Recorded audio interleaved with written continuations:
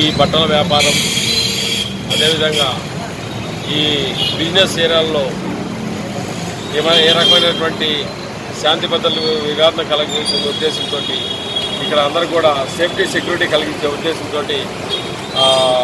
Checkings అనేవి రిస్కింగ్స్ అనేవి చేపడుతున్నాయి.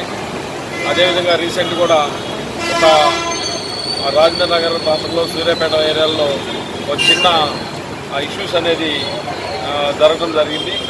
మరి అలాంటి సంఘటనలు ఏమి కూడా పునరావృతం కాకుండా ప్రజలకు భరోసా కల్పించే ఉద్దేశంతో ఇక్కడ చెకింగ్స్ ఫ్రెషింగ్ అనేది కొనసాగిస్తాం.